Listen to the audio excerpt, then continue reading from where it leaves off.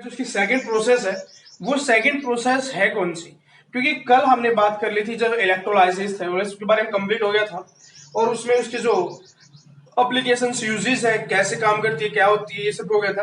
अब दूसरी इलेक्ट्रोप्लांटिंग, जो सेकंड इसकी प्रोसेस है that is the इलेक्ट्रोप्लांटिंग।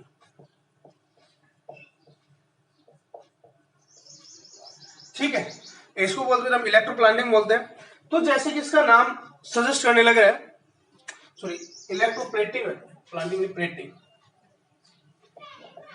Electroplating, planting का मतलब तो लगाना होता है, इलेक्ट्रोप्लेटिंग। ठीक है, जैसे इसका नाम बोला इलेक्ट्रो, इलेक्ट्रिसिटी, और प्लेटिंग का मतलब प्लेटफॉर्म या फिर ए थिन फिल्म,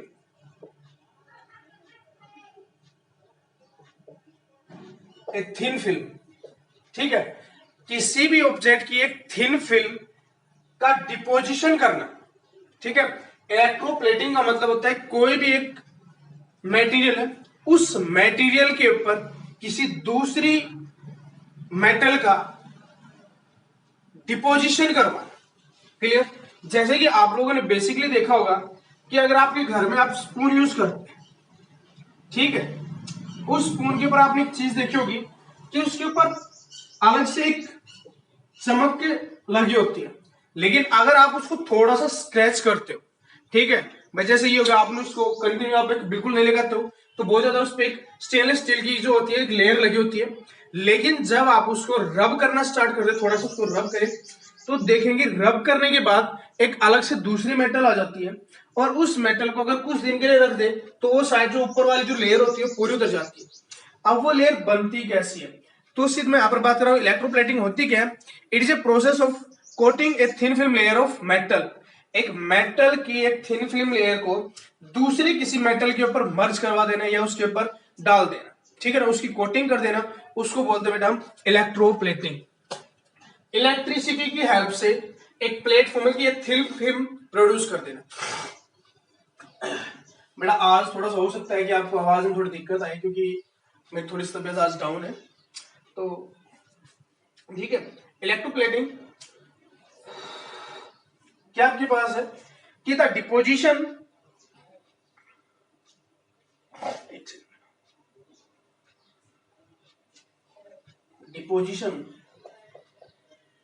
और coating of a thin layer of a metal on other. ठीक है, किसी भी एक मेटल की बारीक लेयर को दूसरे मेटल की लेयर के उस मेटल के ऊपर डिपॉजिट कर देना, उसको बोलते हैं इलेक्ट्रोप्लेटिंग। आप लोगों ने बेसिकली देखा होगा, जैसे आप लोग अपनी साइकिल यूज करते हो, बाईसाइकिल जिसको हम बोलते हैं, बाईसाइकिल यूज करते हो, उस बाईसाइकिल का हैंडल आप लोगों ने देखा होगा, ठीक है, उस हैंडल को आप लोगों ने देखा होगा। तो जो हैंडल आप देखते हैं तो हैंडल पे क्या होता है कि उसके ऊपर वही बात है ना, एक लेयर होती है दूसरे किसी मटेरियल की, स्टील की, एक स्टेनलेस स्टील की एक लेयर होती है। क्लियर? और उस जैसे आयरन का, जैसे आपके मान लो ये हैंडल आपके पास है, ठीक है, इस हैंडल के नीचे तो आयरन लगा होता है, ऊपर एक बारीक सी लेयर होती है, बहुत बारीक लेयर होती है। अगर कभी आप लोग उसको स्क्रैच करें तो आपको पता लग जाएगा कि ये एक तरह की, जैसे आप पेंट करते हैं ना भाई,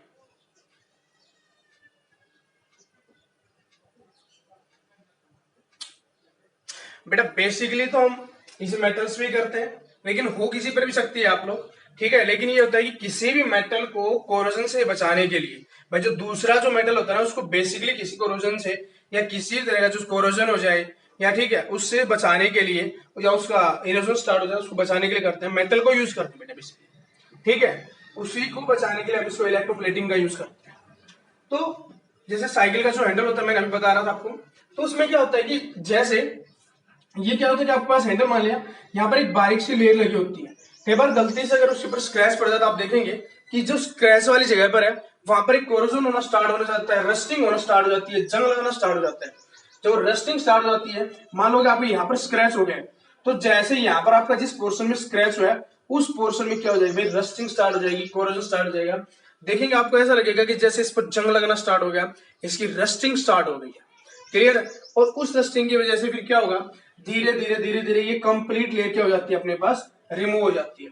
तो सेम यही प्रोसेस होती है कि एक मेटल के ऊपर किसी दूसरे मेटल की जो उसको कोरोजन से या रस्टिंग से बचा के उसकी लेयर का जो डिकम्पोजिशन डिपोजिशन होता है या उसकी कोटिंग होती है, उसको क्या बोलते हैं बेटा, इलेक्ट्रोप्लेटिंग बोलते हैं। क्लियर है? उसको बोलते हैं इलेक्ट्रोप्लेटिंग बोलते हैं। ठीक है, अब ये इलेक्ट्रोप्लेटिंग क्या होता है भाई, इलेक्ट्रोप्लेटिंग सेम वही फिनोमेना जिस तरह से हमने इलेक्ट्रोलाइसिस किया था, उसी इलेक्ट्रोलाइसिस प्रोसेस में क्या करेंगे इसमें कि उसी प्रोसेस के थ्रू सेम वही चीज होगा, लेकिन उसमें क्या होता है कि भाई एनोड और कैथोड लेते हैं, उसमें अलग जो भी इलेक्ट्रोलाइट होता है उसको क्या कर देते हैं भाई, अलग अलग कर देते हैं। यहां पर हम एक ऐसा स्ट्रॉन्ग इलेक्ट्रोलाइट लेंगे कि जिसमें से एक मेटल को एक्सेप्ट तो कर लेंगे, निकाल लेंगे, लेकिन दूसरी जो आपके पास जो दूसरी रोड होती है, जैसे आपने एक इलेक्ट्रोड लगाई है, वो किसी एक ऐसे मेटल की लगाई जाएगी जो डिकम्पोज होकर उस सॉल्यूशन में वापस क्या होता जाएगा भाई, मिलता चला जाएगा।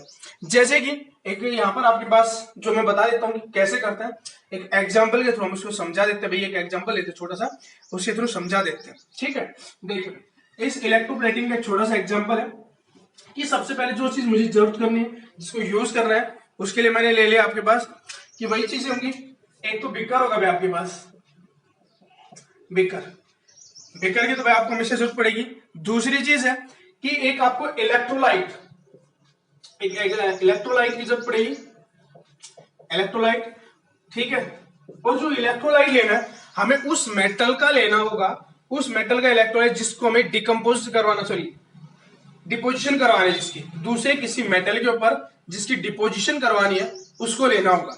ठीक है, तो जैसे भाई हमने यहाँ पर ले रखा आपके पास copper sulphate CuSO4, copper sulphate यहाँ पर ले रखा हमने।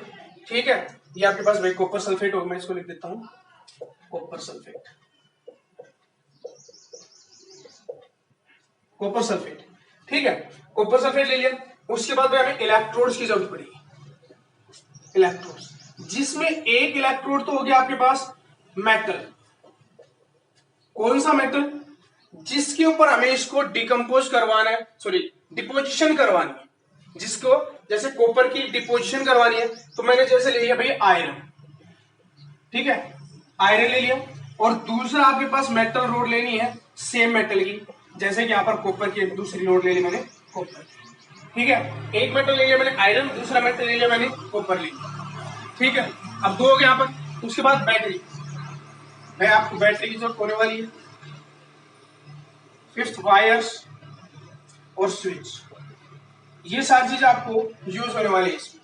तो मैं इसका एक छोटा सा बना लेता हूँ। यहाँ पर भाई हमने इसमें एग्जांपल में आयरन स्पून ले रखी है। क्लियर, जो आपके पास एक नॉर्मल बेसिक अपने घर की जो आयरन स्पून होती है, चम्मच होती है, इसको इन्होंने ले रखा है और इसको कनेक्ट किया हुआ है भाई जो आयरन स्पून को।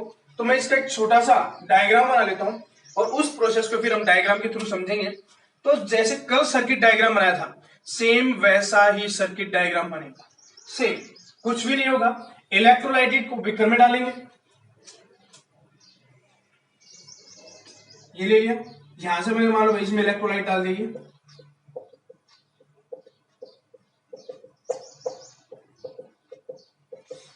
ये इलेक्ट्रोलाइट डाल दिया। एक इलेक्ट्रोड यहां से डालेंगे, ठीक है, एक इलेक्ट्रोड यहां पर डाल दिए, दूसरी इलेक्ट्रोड यहां पर डालेंगे। वो देखेंगे भाई किसकी डालनी है आपके पास। इधर से मैं बैटरी को कनेक्ट करने लग रहा हूं, बैटरी का ये इस तरह से बैटरी कनेक्ट कर दिया, स्विच लगा दिया, ये हो गया। ठीक है, अब ये जो पॉजिटिव टर्मिनल है, क्योंकि कॉपर सल्फेट में बेटा क्या होता है, जो आपके पास कॉपर सल्फेट होता है that is the 2 copper, sorry Cu2 plus SO4 2 minus, इस तरह से होता है आपके पास। कॉपर सल्फेट क्या होता है भाई आपके पास CuSO4। ठीक है, तो आपके पास 2 कॉपर के आयन होंगे, एक सल्फेट का, तो नेगेटिव वाला, तो यहां पर तो बेटा ये हो गया आपके पास कॉपर, जो आपकी एक इलेक्ट्रोड होती है वो कॉपर मेटल होगा, कॉपर मेटल यहां पर हो गया। इधर जो आपने स्पून ले रखी थी, वो स्पून ले लिया, जैसे आयरन स्पून आपके पास है तो आपने आयरन स्पून ले लिया। ठीक है, इस आयरन स्पून को, जिसको भी मुझे इलेक्ट्रोप्लेटिंग करना है, उसको मैं कंप्लीटली डिप कर देता हूं। जैसे भाई मैंने ये आयरन स्पून यहां पर ले लिया है, और इस आयरन स्पून को मैंने कंप्लीटली डिप करवा दिया। क्लियर?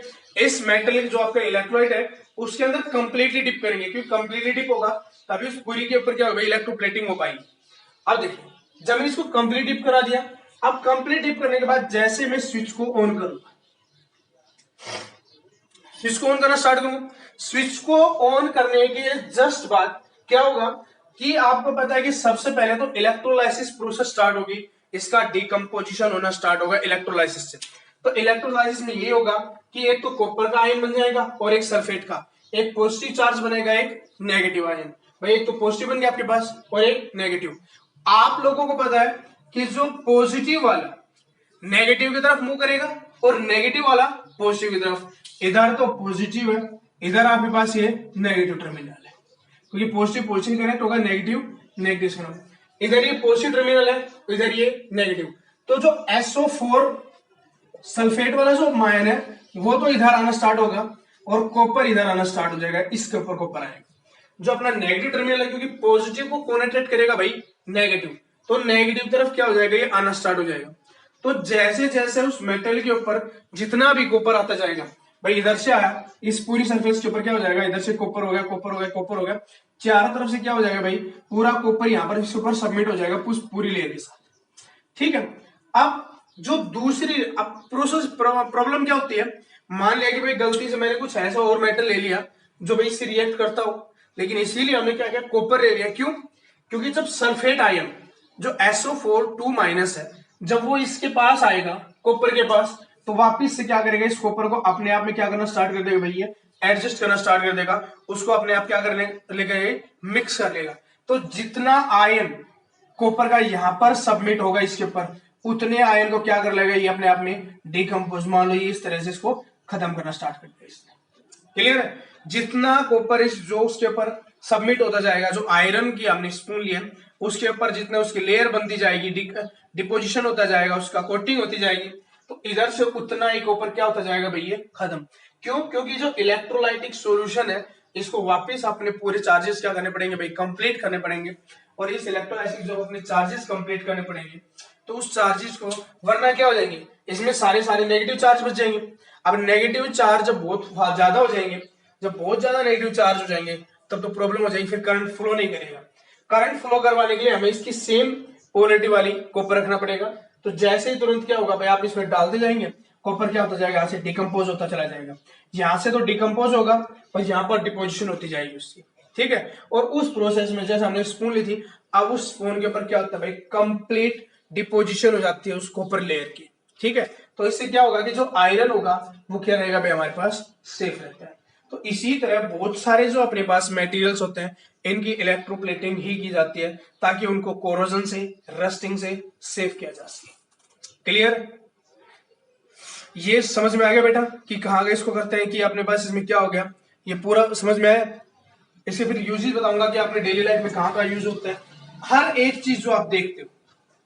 ठीक है? हर एक चीज आपके घर में यूज होने वाली जितने भी यूटेंसिल्स हैं, ठीक है, गिलास, मेटल गिलास जो आप यूज करते हो, ठीक है, मेटल गिलास जो पानी पीने के लिए होते हैं, ठीक है, जितने भी यूटेंसिल्स, जैसे आपके जितने भी आप घर में खाना खाने के लिए जो स्पून यूज कर रहे हो या फिर कोई भी अदर मटेरियल जो आप खाना खाने के लिए यूज कर रहे हैं, ठीक है, हर एक चीज वो यूज होती है आपके पास। ठीक है? उसको गिलास हो गया, दूसरी तरह से आपके पास टैप, ठीक है, जो पानी वाली टैप होती है जिसमें से पानी निकलता है, वो जो मेटल की जो आगे, सिर्फ मेटल की बात करेंगे बेटा, किसी दूसरी चीज की बात नहीं करेंगे, मेटल की बात कर रहे हैं यहाँ पर। तो मेटल के गिलास हो गया, मेटल की टैप हो गई, मेटल की जो भी चीज जिसके ऊपर शाइनिंग होती है, उन बेसिक चीजों को इसी तरह से बनाया जाता है इलेक्ट्रोप्लेटिंग से। क्लियर है? तो अगर आप देखेंगे, अगर कुछ टाइम के बाद मान लो अगर आप स्क्रैच गिरना स्टार्ट हो जाते हैं, तो स्क्रैच के बाद उनके ऊपर रस्टिंग, कोरोजन स्टार्ट हो जाएगा और वो अपने पास क्या होना स्टार्ट हो गया भाई, खराब होना स्टार्ट हो जाता है। आजकल के टाइम में आप लोग देखते होंगे जो आपकी विंडोज आती है, विंडो आपके घर में यूज होने वाली जो मेटल विंडो आती है, उनके ऊपर भी ऑलरेडी कोटिंग आती है। ठीक है? किसी ने किसी मेटल के उनके ऊपर भी क्या आती है भाई, कोटिंग आती है आपके पास, तो होते हैं। अब जो हैंडल्स वगैरह होते हैं बेटा, उनके ऊपर होती है क्रोमियम की, जैसे बाइक का हैंडल हो गया जो आपके पास, ठीक है, साइकिल का हो गया, इनके ऊपर जो हैंडल्स वगैरह होते हैं इनके ऊपर क्या होता है, क्रोमियम की, क्योंकि क्रोमियम इजिली रजिस्ट नहीं होता है, क्रोमियम इजिली रजिस्ट नहीं होता है, इसलिए उसकी क्या कहते हैं, इसकी ज्यादा कोटिंग की जाती है, वो अपने आप जल्दी से हो रही होता है रस्ट, ठीक है, उसकी बहुत ज्यादा रस्टिंग होती है, वैलिडिटी इजिली नहीं होता है, इसलिए उसको यूज किया जाता है। दूसरा है, आप जैसे कोल्ड ड्रिंक वगैरह के जो कैन यूज करते हैं, ठीक है भाई, जो जिसमें आप कोल्ड ड्रिंक वगैरह, कोक, पेप्सी वगैरह के जो भी कैन यूज करते हैं, वो कैन भी ऑलरेडी कोटिंग की जाती है उनके ऊपर भी किसी न किसी मेटल की। और सबसे इंपॉर्टेंट तो आप लोगों ने अपने घर में एक चीज डेफिनेटली सुनी होगी कि जो ज्वेलरी यूज करते हैं, ठीक है, घर वाले बोलते हैं भाई ज्वेलरी है, लेकिन कई बार बोलते हैं कि भाई ये नकली ज्वेलरी है, ठीक है, इसके ऊपर सोने का पानी चढ़ाया गया है, चांदी का पानी चढ़ाया गया है।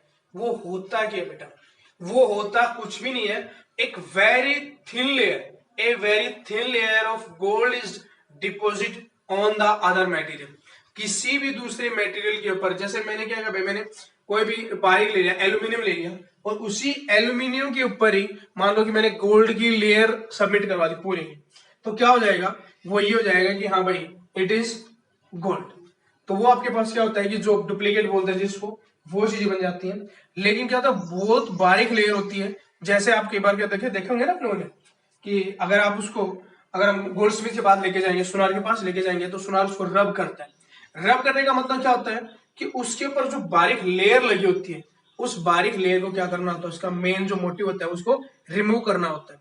अगर वो लेयर रिमूव हो जाती है तो उसके नीचे रखा जो दूसरा मेटल होता है वो तुरंत दिखाई देना स्टार्ट हो जाता है, तो बोल देता है कि भाई ये नकली है, इसके ऊपर तो सिर्फ आपने गोल्ड का वाटर लगाया है, इस तरह बोलता है भाई ये सिर्फ एक लेयर लगी है गोल्ड की, वो ठीक है। तो बेसिकली जो ज्वेलरी वगैरह बनाने के लिए भी हम इलेक्ट्रोप्लेटिंग को यूज करते हैं। क्लियर?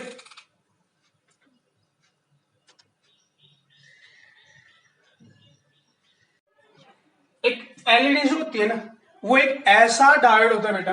अब ये डायोड है क्या, मेनली क्योंकि ये टॉपिक अगर हम इस बात करेंगे तो बहुत ज्यादा लेंथी हो जाएगा, ठीक है, तो सिर्फ मैं आपको एक बेसिक चीज बता देता हूँ।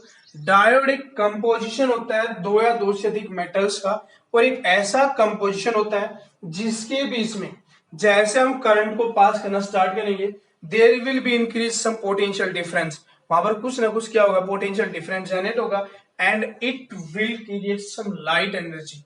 क्या होगा, आपके पास वो लाइट एनर्जी को जनरेट करना स्टार्ट करेगा, ठीक है। डायोड आप लोग जब 12th क्लास में आएंगे तो बहुत अच्छे से आएगा, पूरा पूरा ये टॉपिक अलग से है, तो अभी मैं इतना एक्सप्लेन नहीं कर रहा हूँ, सिर्फ आपको बता रहा हूँ ये कि जो एलईडी डायोड होता है आपके पास, ठीक है, ये एक ऐसा डिवाइस होता है जिसमें से हम हल्का सा भी करंट पास करेंगे तो इट स्टार्ट ग्लोइंग, वो ग्लोइंग करना स्टार्ट कर देता है।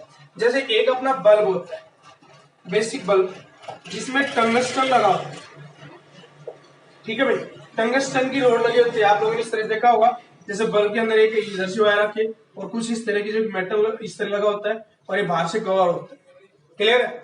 तो जो ये मेटल लगा होता है ये टंगस्टन का होता है, इसकी जो एफिशिएंसी होती है बहुत ज्यादा कम होता है, मतलब कि एनर्जी को ये सबसे ज्यादा बेकार करता है, खराब करता है। सबसे ज्यादा खराब करने वाला जो ये मेटेरियल होता है ये टंगस्टन होता है, क्योंकि हाई रेजिस्टेंस है, हाई रेजिस्टेंस होगा तो वो क्या करेगा, इलेक्ट्रिसिटी की जो लाइट है वो तो कम प्रोड्यूस करेगा, लेकिन उसकी जो हीट एनर्जी है वो ज्यादा निकल के आएगी, और जितनी ज्यादा हीट एनर्जी निकल के आएगी उतनी ज्यादा वेस्टिंग ऑफ एनर्जी होगी हमारे पास, तो जितनी ज्यादा वेस्टिंग होगी तो उसको हम नहीं करेंगे।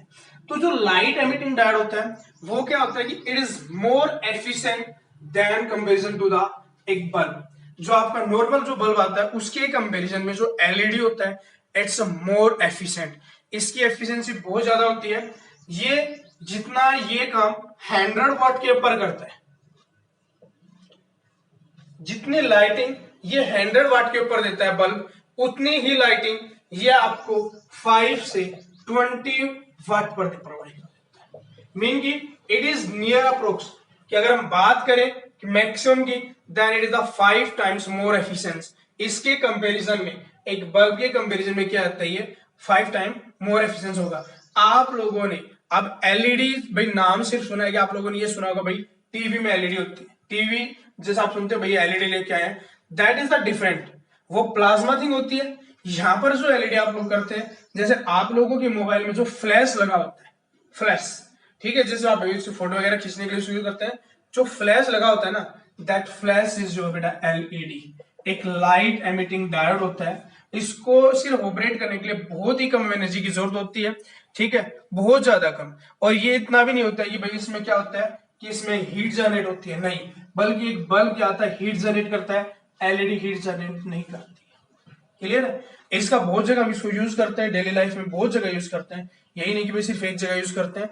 डेली लाइफ में आपके हर एक इलेक्ट्रॉनिक एप्लीकेशंस में जो रिमोट से ऑपरेटेड होता है, every application is due to the LED. हर एक इसमें, जैसे आपका एसी का रिमोट होता है, टीवी का रिमोट होता है, हर एक उसमें आपके पास एलईडी लगी होती है। लेकिन बेटा वो डिफरेंट डिफरेंट एलईडीज, जैसे आप अपने देखे होंगे छोटे छोटे बल्ब इस तरह के आते हैं, इस तरह का कोई छोटा सा बल्ब आता है, यहाँ पर इसमें 2 ही वायर लगे होते हैं, छोटे छोटे बल्ब आते हैं, ठीक है, जो बहुत ही लाइट ग्लो करते हैं, आपके पास छोटे से बल्ब होते हैं, ठीक है, टॉर्च वगैरह में यूज होते हैं, वो एक एलईडी ही होती है। और बेटा वो डिफरेंट डिफरेंट मेटल कंपोजिशन की डिफरेंट डिफरेंट एलईडी बनती है, ठीक है। ये नहीं होता कि भाई एक एलईडी के लिए सिर्फ एक ही मेटल बनता है, नहीं, हर एक मेटल के लिए अलग अलग बनती है आपके पास, ठीक है।